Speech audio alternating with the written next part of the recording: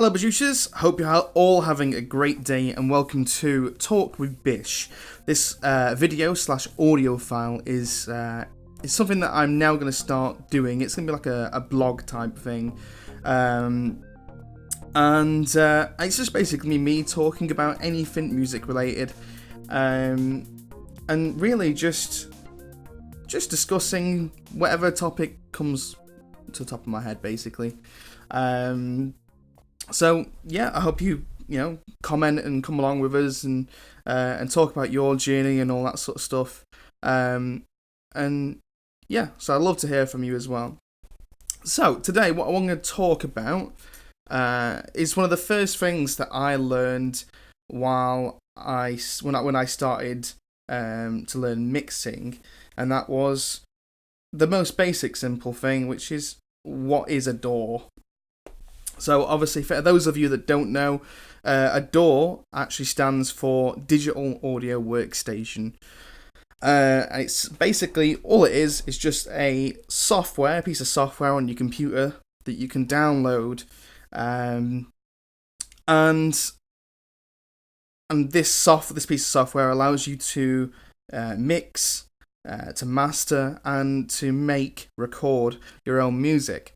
It's basically like a hub, if you will. It's really, they're all of the different digital audio workstations are all actually really, really in depth, and there's a lot of things that you can do, but the basics are quite straightforward. Just to make music, basically, is all it is. So there's lots of different types. So there's lots of different digital audio workstations. You've got GarageBand, you've got Pro Tools, Fruit Loop Studios, Cubase, Studio One, Logic Pro, Ableton Live. There's tons. I could go on and on and on and on. They're sort of like the top ones. I've seen a lot of people use those ones. Myself, I started on Fruit Loop Studios, and I've not looked back. I love Fruit Loop Studios, and it works for what I want. So that doesn't mean that you have to go for that specific one. You can go for any of them, and that's actually one thing that I really wanted to hit today. The topic that I really want to talk about is, does your choice of DAW really matter? And obviously, the main answer is no. It doesn't matter. You go for whatever one you want, whatever feels right to you.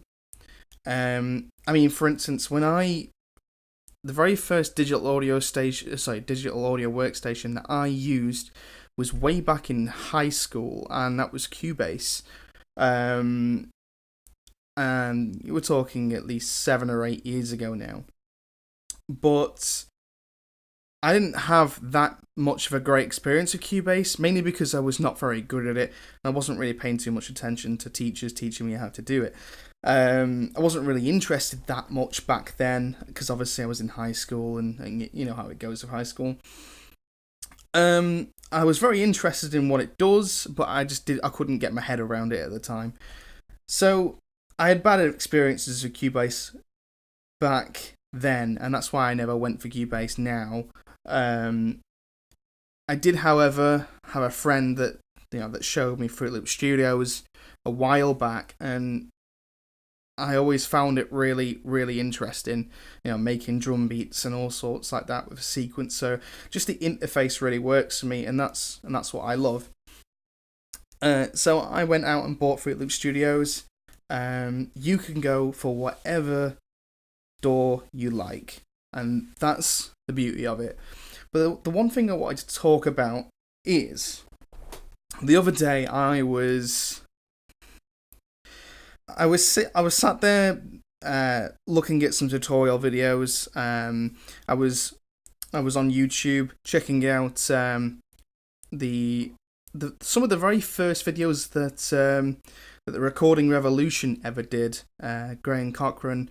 And he's fantastic at what he does, and I wanted to just to learn a bit about a few things and just go back over some of the earlier stuff that I learned. And one of the things that he uses Pro Tools, on a Mac. I'm on Windows. And on Pro Tools, there's a crossfade. There's sort of a crossfade feature inside Pro Tools, and it really, really, really works well if you're editing and chopping up different audio files. And I sat there and I was like, boy, I really wish I had that, because Fruit Loop Studios doesn't have that.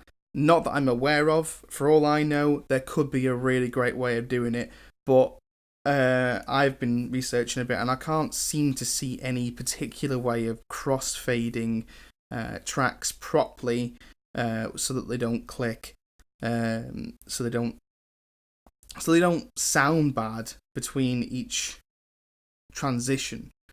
Now, obviously, I could be wrong with that. Correct me if you do know anything about that.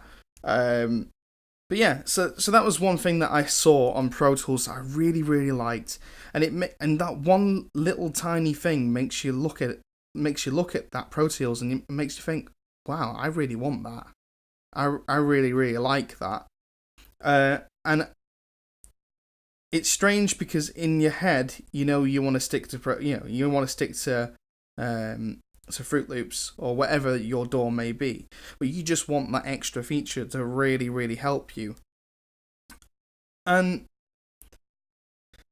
I guess that temptation is there, and you're going off and you're spending loads of money on other DAWs, and you're spending more time learning that new DAW,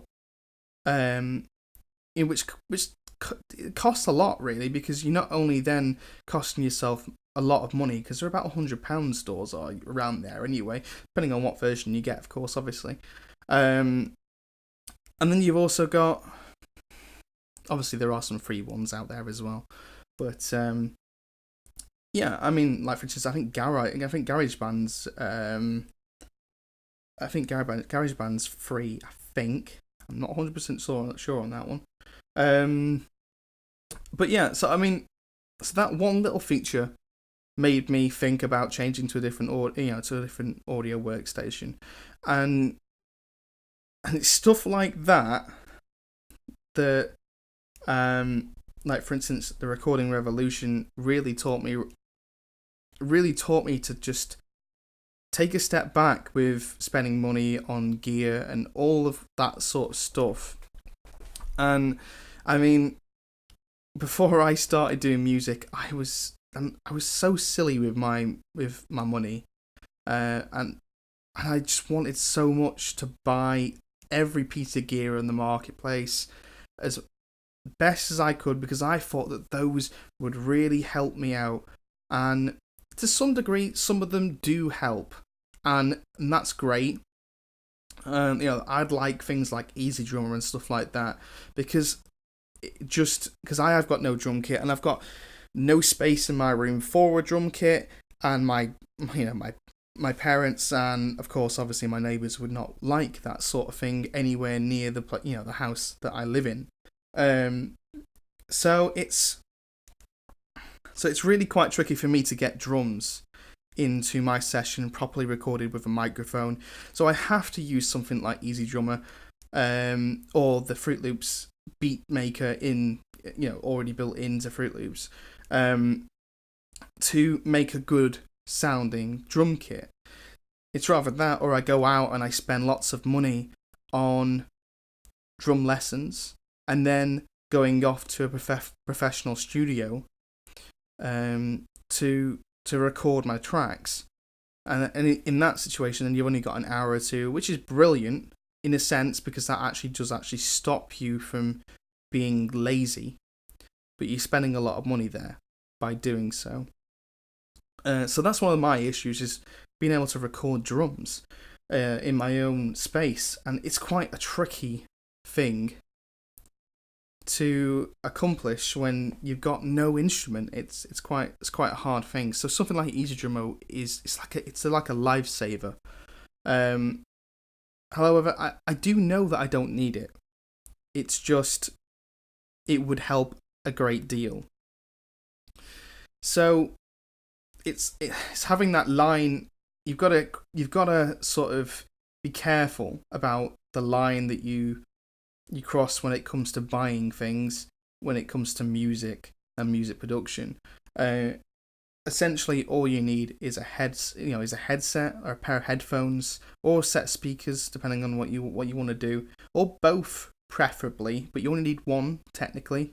Things you need, obviously, you need your instruments or whatever instrument you want, or you could do it digitally. It's up to you. Depends.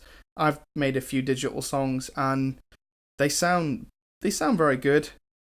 Maybe they don't. Maybe they would sound better with proper recordings, but I've settled for digital as well. I've got obviously a few instruments myself. So you need headphones. You need your instruments. Obviously, you need a computer, whether it be Mac or Windows, whatever it might be. You'll need a DAW, digital audio workstation. You'll need a an audio interface. I've just got a Behringer audio interface that just plugs straight in, and that's done me brilliant for ages, and that cost me less than £100, way less, I think, actually. What else will you need? I'm just trying to think now. I know there's a few other things that you might need as well, but they're the main things. Oh, and a microphone, of course, obviously. You'll need a microphone if you want to record the instruments and all that sort of stuff. And of course, obviously, a quiet space. The quieter you've got, the better. I've got a bit of noise in my room, and that's why I have to put gates onto these recordings. So, yeah, fair enough. Right now, the quality isn't great, but eventually I might soundproof my room a little bit, just in a corner somewhere, so I can do this sort of stuff without you guys having to hear noise in the background. But that's stuff that, again, is not necessary. It's just something that would be useful. Obviously, when you're in a home recording studio or your home, your bedroom or whatever it might be, wherever you are recording, as opposed to a professional soundproof place or studio, it's so much harder and it's so much different, especially for people who are just starting out. It's extremely tricky, and it's quite stressful when you first start off, and it's really hard to do without having someone to mentor you and keep you through. And that's why I went off into YouTube and I started watching people like Graham and the Recording Revolution. He's helped me out humongous amounts since when I started, all the way up to now, and he's still teaching me things even to this very moment.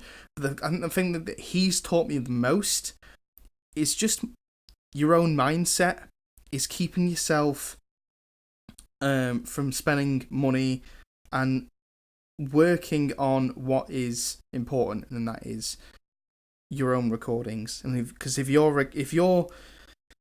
recordings are not good, like we talked about yesterday, then there's no point. There's no point in going into the mixing stage and then the mastering stage, because that recording will always be bad. So get good at recording, and then once you've gotten good at recording and you've got good sounding recordings, then go on to the mixing stage when you know that you're ready and the song is composed in the right way and all that sort of stuff. And yeah, I think that's all I really wanted to talk about today. Really, it was just talking about digital audio workstations and what could be the best, or what's sort of worked for you. So all I'd say is get in touch, go in the comment sections. I've got this will be going up onto SoundCloud. This will be on the link will be on Twitter as well, and also this will be a video on YouTube. So go on to one of those, or it's on Facebook as well. I think I've got a Facebook account as well. So if you want to talk about your experiences, send me a comment, and we'll have a bit of a chat through comments. Anyway, guys, thank you very much for watching and listening, whether you're on SoundCloud or on YouTube. Have a good day, and we'll see you again very soon. Cheers. Bye.